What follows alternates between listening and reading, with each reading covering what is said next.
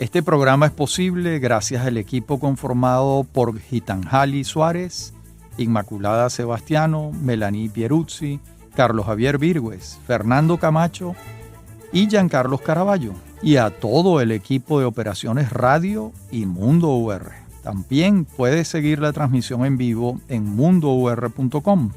Y recuerda que nos puedes seguir en @mundourweb, @radioescuelaur y @Rafael Arraiz en X y @Rafael.Arraiz en Instagram. Venezolanos ya está disponible en el canal de YouTube de Unión Radio Cultural.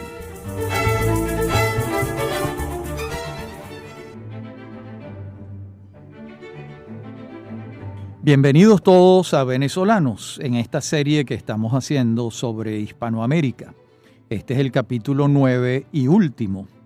En un principio les hablé de 10 capítulos, pero se redujeron a 9 en aras del tiempo y de la síntesis, que siempre es bienvenida. En este último capítulo entonces vamos a revisar temas más actuales en la línea del tiempo.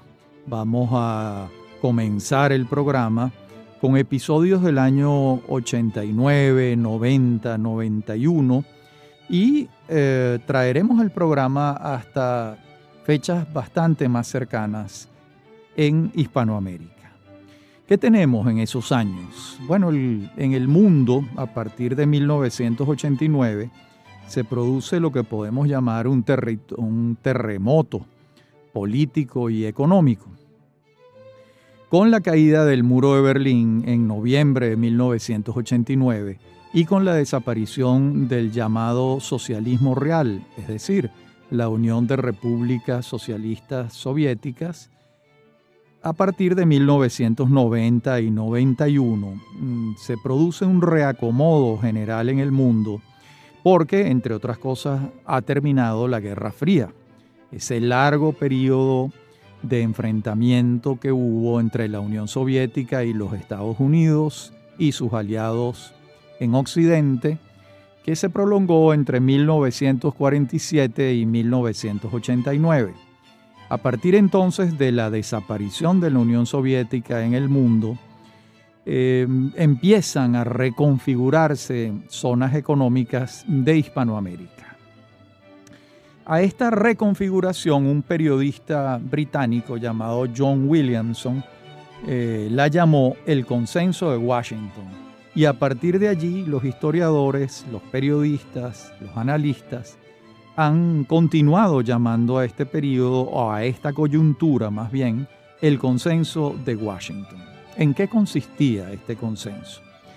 En una serie de 10 políticas públicas que diversos analistas, países, organismos internacionales, organismos multilaterales consideraban que eran 10 políticas públicas necesarias de implementar en todos los países de América Latina para la recuperación económica, política e institucional.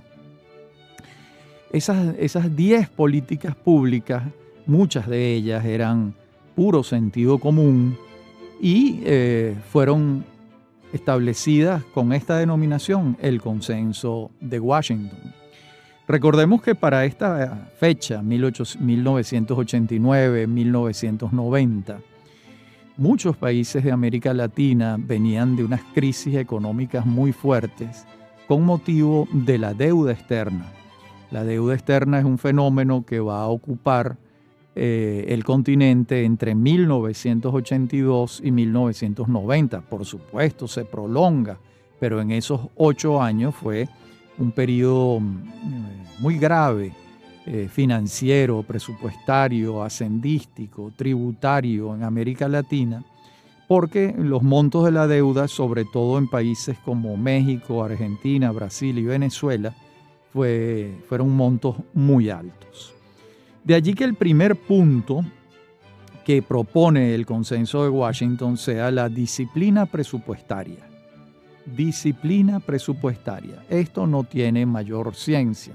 No podemos gastar más de lo que ingresa, no debemos endeudarnos más de lo que somos capaces de afrontar financieramente. De modo que esto, digamos que es una regla universal que sirve a todas las economías. La disciplina presupuestaria. Paradójicamente, en muchísimos países de Hispanoamérica no había disciplina presupuestaria eficiente. Los presupuestos eran muy altos, los ingresos no eran correspondientes a la magnitud de los presupuestos. De modo que esta primera proposición del Consenso de Washington de disciplina presupuestaria era evidentemente clara.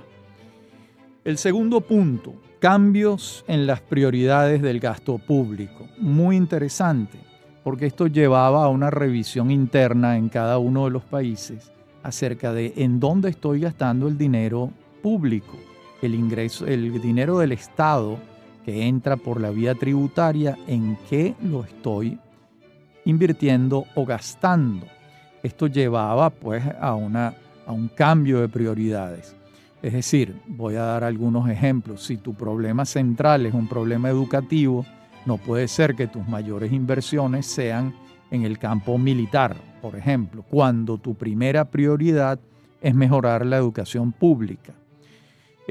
Otro ejemplo, no puede ser que tu mayor problema para el desarrollo de la economía sea que no tienes vías de comunicación, llámense carreteras, autopistas, trenes, aeropuertos, y tu mayor inversión está siendo en un área distinta a esta.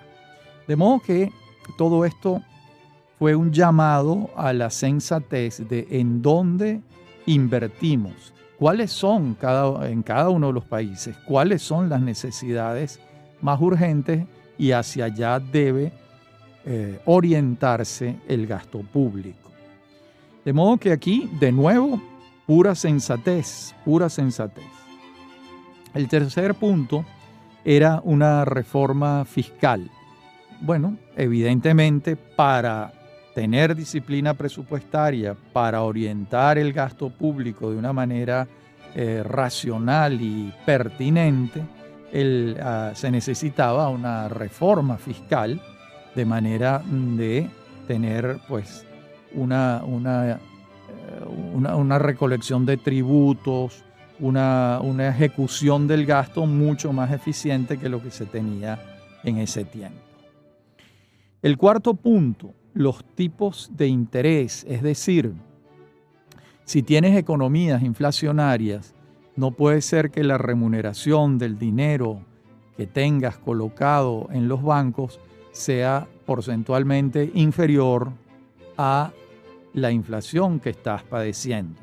Entonces se requería una racionalización de los intereses bancarios, de los intereses que los bancos retribuían por sus inversiones, por sus colocaciones de dinero en cada uno de ellos. En el fondo era un llamado a adecuar los intereses, tanto los que están siendo cobrados por un crédito que estás solicitando, que solicitaste o que ya contrajiste, como los porcentajes con los que están remunerando tus colocaciones en el sistema bancario.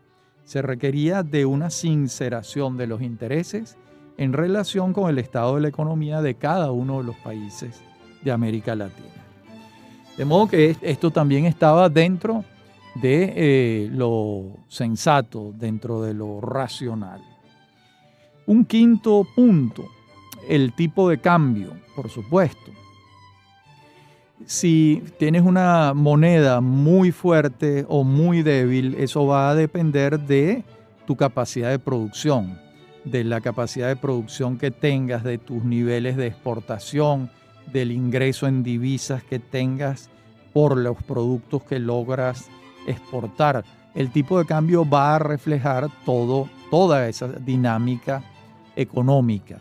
Y siempre se ha señalado que un cambio excesivamente evaluado es perjudicial para la economía interna, o un cambio excesivamente devaluado también lo es. De modo que lo que se proponía, lo que se buscaba, lo que se aconsejaba era una revisión de los tipos de cambio para buscar que las economías nacionales recuperaran su capacidad de exportación. Bien, en la próxima parte del programa vamos a seguir viendo estos 10 puntos del consenso de Washington, que son sumamente interesantes y que estaban siendo propuestos entre 1989, 90, 91, 92 en América Latina, dentro de estas reformas del Estado orientadas por el liberalismo o el neoliberalismo, como también se le llamó entonces. Ya regresamos.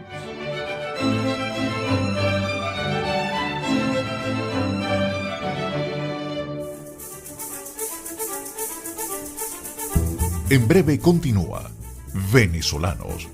Somos Unión Radio Cultural.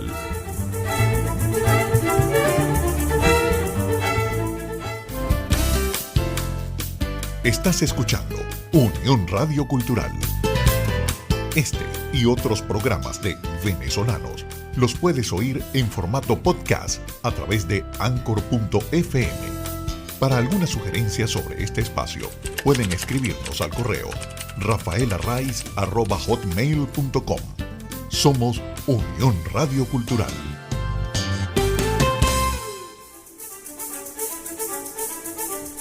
Estamos de regreso con Venezolanos. Somos Unión Radio Cultural.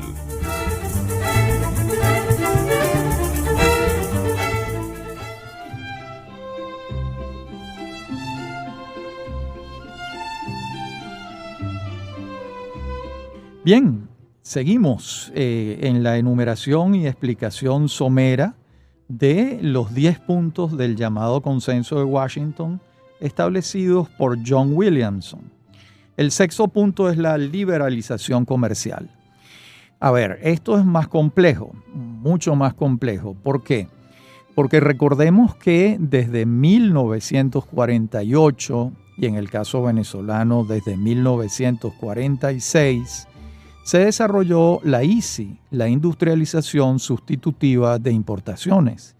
El modelo de desarrollo que asumió América Latina era el de desarrollar sus parques industriales nacionales para poder producir lo que la sociedad necesitaba y reducir al mínimo los productos importados. Para lograr esto, se establecieron altas barreras arancelarias y subsidios a los productores nacionales para poder establecer, crear, formalizar parques industriales en los distintos países de América Latina. Bueno, esta economía protegida por el Estado, ¿por qué? Porque el Estado está colocándole altos impuestos a los productos importados para favorecer a los productos nacionales, para que no tengan la competencia de los productos extranjeros y que los productos nacionales puedan desarrollarse. Bueno, esto al terminar las economías protegidas por la caída de la Unión Soviética y de las economías centralizadas en el mundo, se liberalizó el comercio. ¿Esto qué significó dentro de esta coyuntura del Consenso de Washington?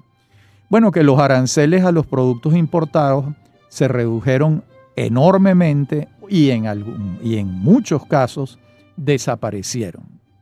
¿Esto qué trajo al interno de muchos países? Bueno, una desaparición de industrias o una reingeniería de estas industrias para poder competir con los productos extranjeros. Esta lógica según la cual si un consumidor local puede obtener un producto extranjero a un precio ostensiblemente más barato que ese mismo producto fabricado en su país, lo lógico es favorecer la entrada de ese producto extranjero. Voy a dar algún ejemplo para explicar esto. Si tú tienes pongamos el caso de Chile. Chile decidió no ensamblar carros. En Chile no se fabrican carros, solo se importan. Se importan con unos aranceles muy bajos o prácticamente inexistentes. Cualquiera puede decir, bueno, no tienes una industria automotriz nacional. Y Chile responde, no, no la tengo. Tengo los mejores carros del mundo a un precio razonable para los ciudadanos chilenos. Esto tiene partes y partes. Hay quienes dicen que no, porque estás destruyendo la industria automotriz. Y hay quienes dicen, no, sí, esto es lo lógico, porque tú no puedes sacrificar a 15 millones de chilenos por favorecer a 100.000 trabajadores de la industria automotriz chilena. Es una desproporción entre 15 millones y 100.000 que formarían parte de la industria automotriz. Esta fue la lógica que se fue imponiendo. ¿Por qué yo voy a pagar, yo consumidor voy a pagar por un producto una suma extraordinariamente alta si ese producto importado cuesta muchísimo menos y es hasta de mejor calidad que el que yo estoy comprando? Por supuesto, el resultado inmediato fue que en casi todos los países de América Latina, alrededor de la mitad de las industrias desaparecieron o tuvieron que hacer reingeniería para poder competir con los productos importados. Y muchísimas industrias en América Latina lo lograron, porque las industrias locales tienen grandes ventajas en relación con los productos importados desde geografías muy distantes, que están pagando el flete, que están pagando muchas otras tasas vinculadas con el transporte. De modo que esa liberalización comercial se estableció en toda América Latina y sigue siendo así. De hecho, recordemos que a partir de estas reformas o concomitantemente, contemporáneamente con estas reformas, se creó Mercosur, luego se creó la Comunidad Andina de Naciones, modificando el Pacto Andino, de modo que todos estos sistemas de integración económica, comercial y tributaria en América Latina, como Mercosur o la CAN, la Comunidad Andina de Naciones, pudieron finalmente desarrollarse a partir de estas medidas vinculadas con la liberalización comercial. Doy otro ejemplo para tratar de explicarme. Un ejemplo entre Uruguay y Paraguay. Supongamos, antes de la liberalización comercial entre esos dos países tenían barreras a los productos importados. Eso quiere decir que Uruguay casi no podía vender nada en Paraguay y Paraguay casi no podía vender nada en Uruguay. De modo que sus mercados internos eran muy, muy, muy pequeños. Cuando se eliminan las barreras arancelarias, los productos de Uruguay acceden al mercado paraguayo, los productos paraguayos acceden al mercado uruguayo. Se benefician, por supuesto, los habitantes de los dos países, los productores de ambos países ahora tienen unos mercados muchísimo más grandes. Esto fue lo que en el Consenso de Washington se llamó la liberalización comercial, es decir, la libertad de comercio en prácticamente toda Hispanoamérica, como sigue siéndolo así, salvo algunos países que no creen en estas libertades comerciales y tienen otro esquema. El séptimo punto, muy interesante, inversión extranjera directa. Esto es tan increíble. Por ejemplo, en 1974, de acuerdo con la decisión 24 del Pacto Andino, se creó la Superintendencia de Inversiones Extranjeras, en el caso venezolano, y se prohibió que la inversión extranjera fuese mayor al 49% de las acciones en una compañía. Hoy en día uno relata esto y verdaderamente parece un chiste, parece absurdo que un país no quiera inversión extranjera hoy en día. Hoy en día todos los países del mundo claman por inversión extranjera. durante muchos años no se creía que esto era necesario. A partir de este terremoto económico y político de la coyuntura 1989, 90 y 91, los países terminaron de convencerse de que la inversión extranjera directa era de enorme importancia. Y vamos a ver entonces cómo con una reforma de la ley de bancos, en el caso venezolano, bancos extranjeros compran participaciones importantes en instituciones bancarias venezolanas o compran la totalidad de las acciones de instituciones bancarias venezolanas. Vimos entonces llegar al Banco Bilbao Vizcaya Argentaria español, vimos al Banco Santander de España comprar el Banco de Venezuela, el Bilbao Vizcaya compró parte del Banco Provincial, vimos a distintos bancos asociarse con entidades bancarias extranjeras y fortalecerse la industria bancaria venezolana. Y así muchas otras inversiones en compañías constructoras, inversiones de otros países en distintas ramas de la economía o de la fábrica, de los procesos de producción, de la conversión de materia prima en productos elaborados o acabados.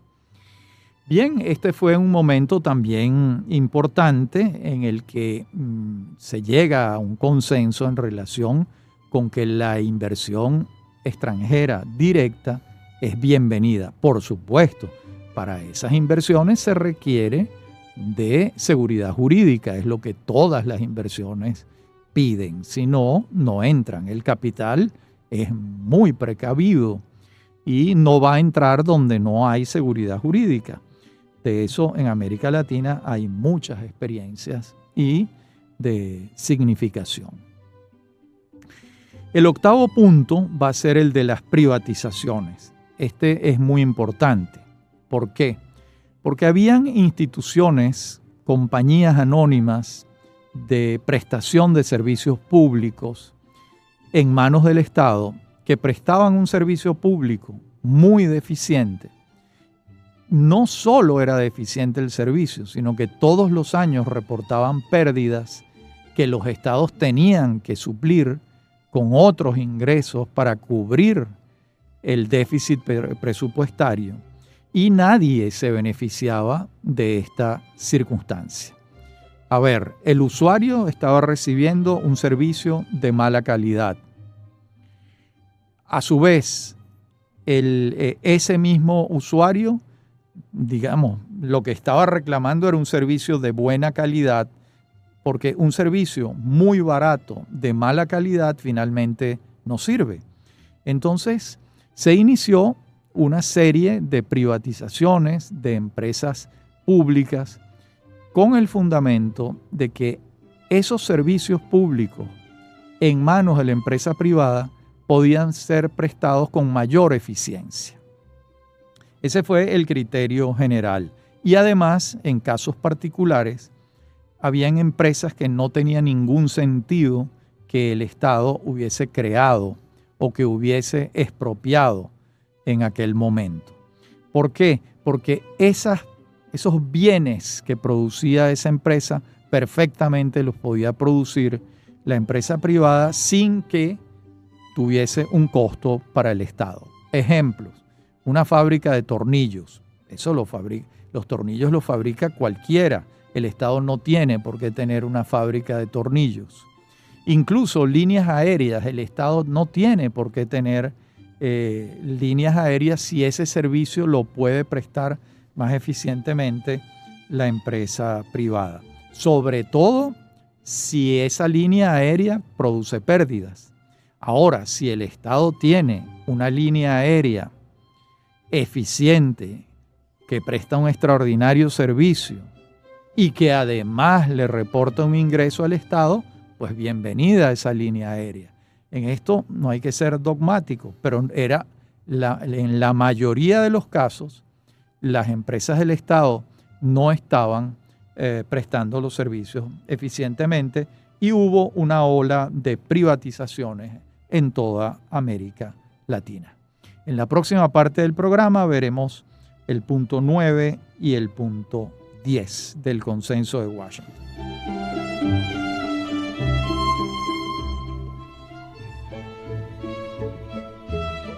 Bien, seguimos viendo entonces estos 10 puntos del Consenso de Washington en aquella coyuntura del año 89, 90, 91 y un poco más en América Latina. El punto 9 era desregular.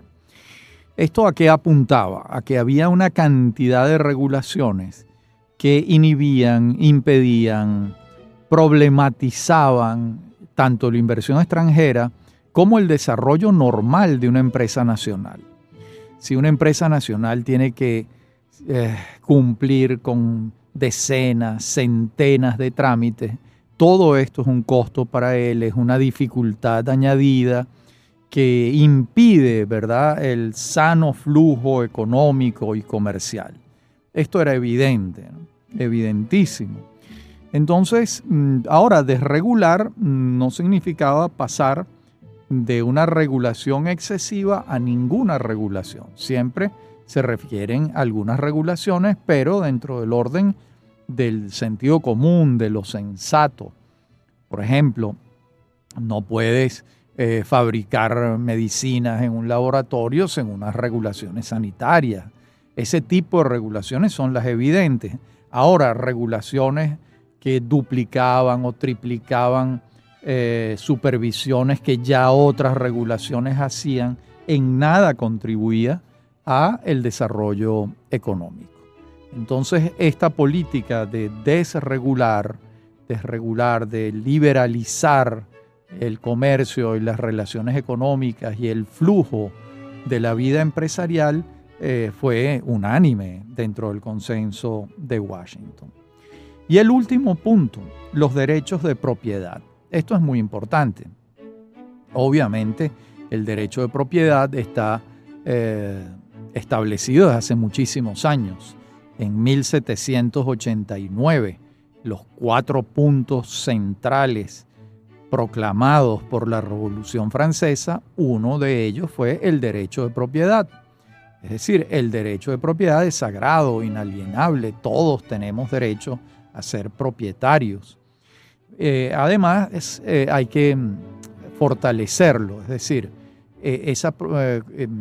ya en términos sociales, no en términos individuales, los derechos de propiedad, los países, sugería el Consenso de Washington, que los defendieran claramente, porque de lo contrario era una cadena. Si no hay derechos de propiedad que sean respetados por los estados, no va a haber inversión extranjera directa, no va a haber privatizaciones y no va a poder darse todo este tejido de 10 puntos que se urdió, que se tejió, valga la redundancia, con el objeto de que los países de América Latina comenzaran a resolver sus problemas y fundamentalmente a salir de la pobreza. Bueno, hasta aquí estos 10 puntos del Consenso de Washington. Por su parte, el Fondo Monetario Internacional y el Banco Mundial también tuvieron unos puntos en los que coincidían y están dentro de los 10 puntos del Consenso de Washington. ¿A cuáles me estoy refiriendo? Ambas instituciones proponían una liberalización económica. Bueno, eso está dentro del orden de la liberalización comercial. Proponían inversión extranjera, obviamente eso está allí. Proponían una reducción del Estado, pues la única manera de reducir el Estado es o desaparecer instituciones que prestan funciones que no son fundamentales para la sociedad o privatizando algunas de esas instituciones cuyo servicio puede ser prestado por la empresa privada. Y por último, el cuarto punto en el que coincidían el Fondo Monetario Internacional y el Banco Mundial era la expansión del mercado. Era necesario para salir de la pobreza que el mercado se abriera, se expandiera, que hubiese cada vez mayor producción industrial, en consecuencia mayor producción comercial, que los flujos del dinero circularan libremente por América Latina de manera de ir consolidando, ¿verdad?, un mercado cada vez más grande. Yo creo que en esto, pues tirios y troyanos coinciden en que se trata de algo razonable y de importancia. Muy bien, veamos ahora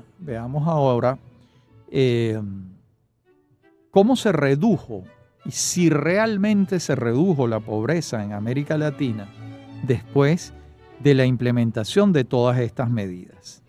Vamos a ver, en Carlos Malamud, un extraordinario historiador argentino radicado en España, que se ha dedicado a estudiar a América Latina, en su libro trae unas cifras sumamente interesantes.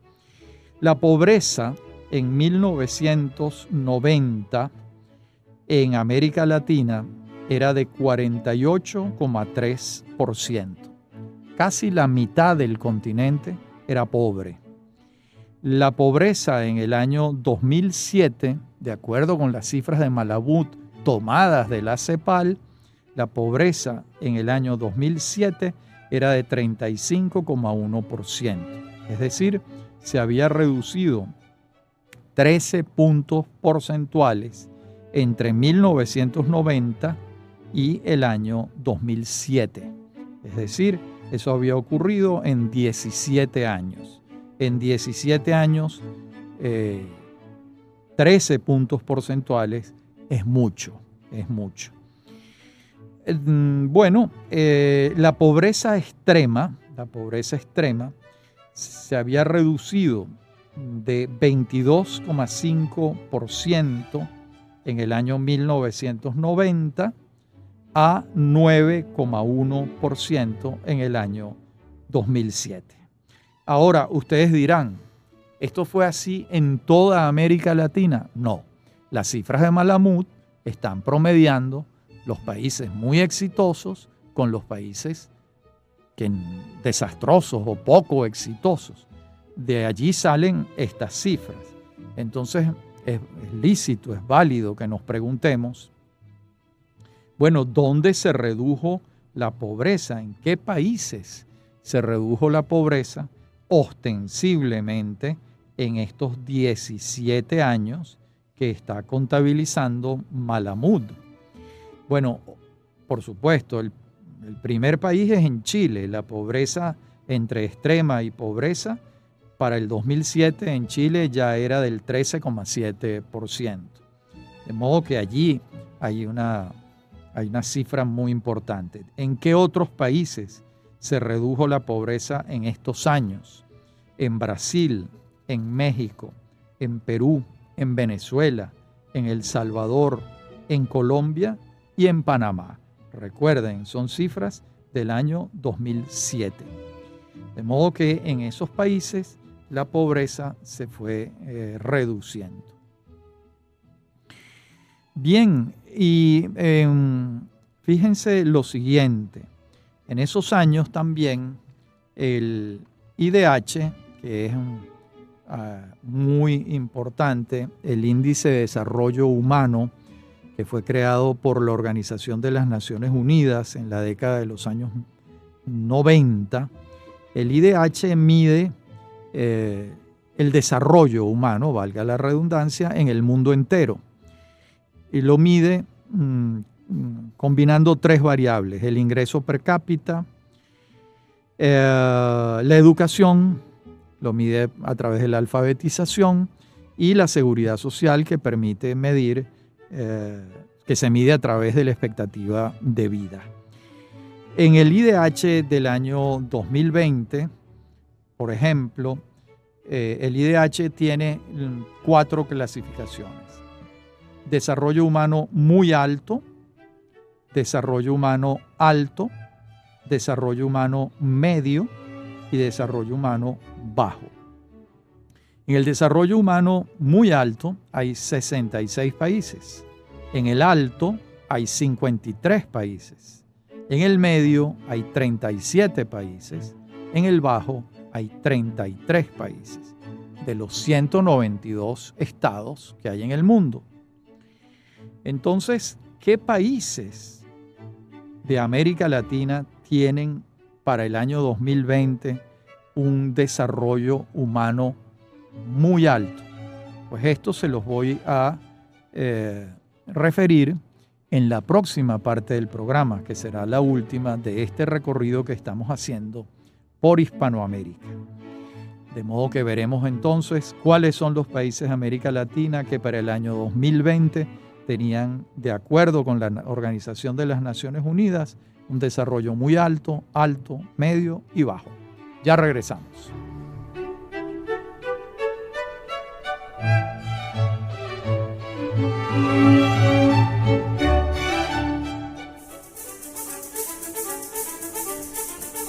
En breve continúa Venezolanos. Somos Unión Radio Cultural.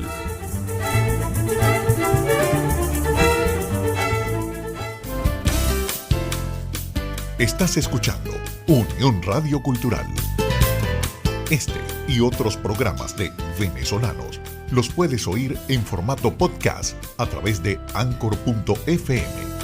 Para alguna sugerencia sobre este espacio, pueden escribirnos al correo rafaelarraiz@hotmail.com.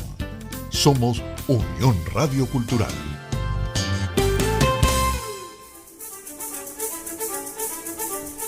Estamos de regreso con Venezolanos. Somos Unión Radio Cultural.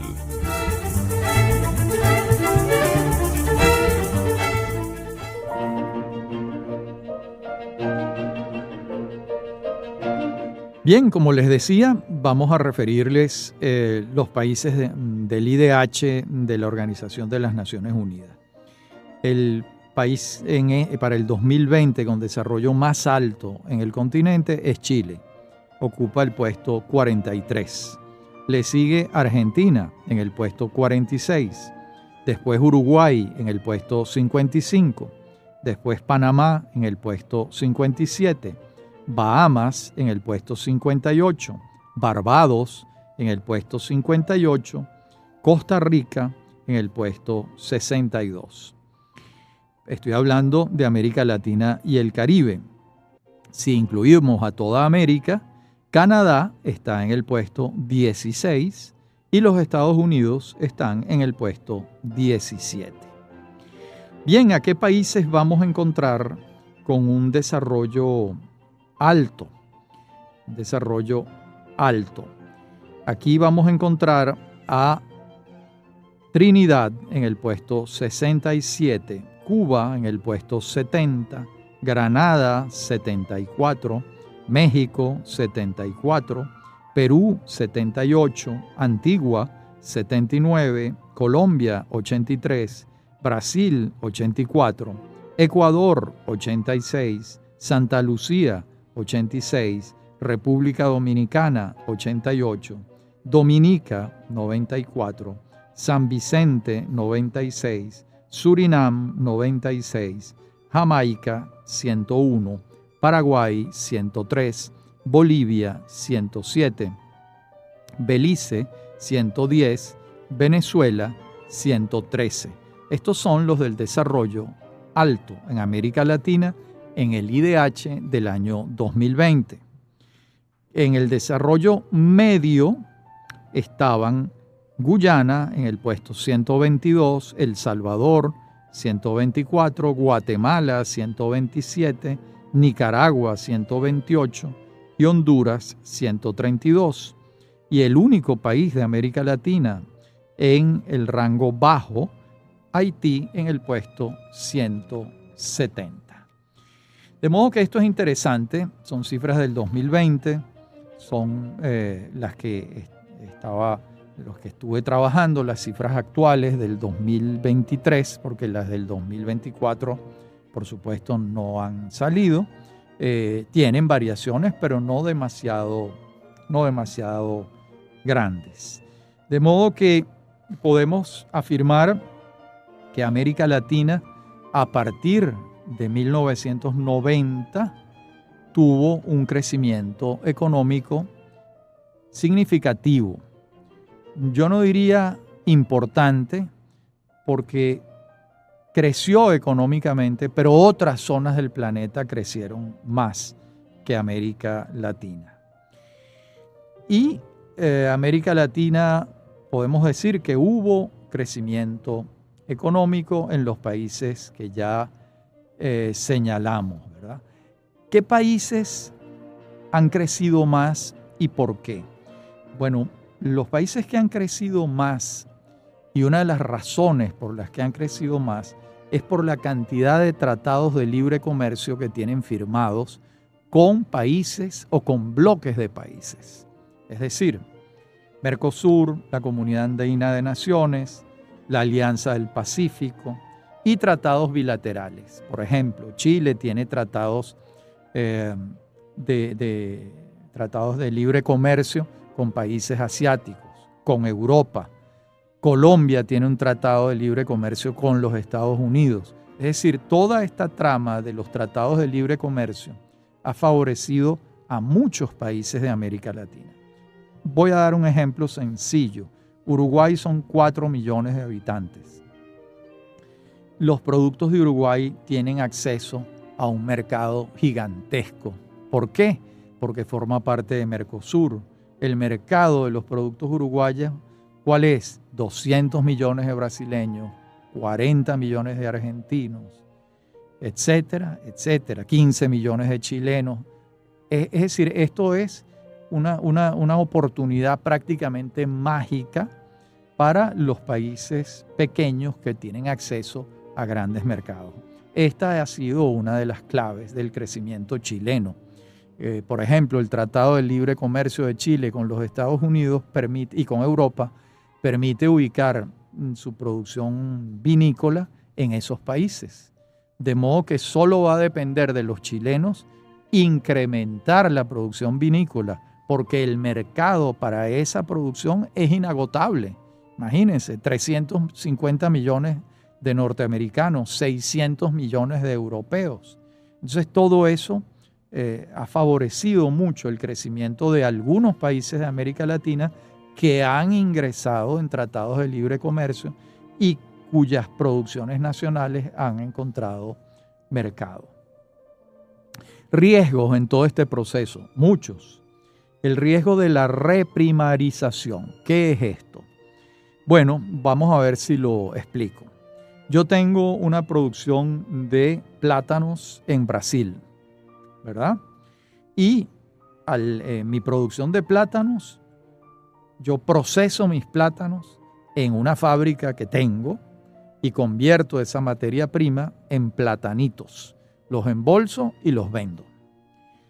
Pero llega un señor chino o indio y me dice, le compro toda la producción de plátano. No tiene que mover un dedo. Despida a todos los trabajadores de la fábrica. Cierre la fábrica.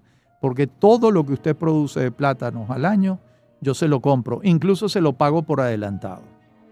Bueno, ¿qué hace ese productor de plátano? Se queda aturdido. Y lo más probable es que cierre la fábrica, que llegue al acuerdo con ese país extranjero.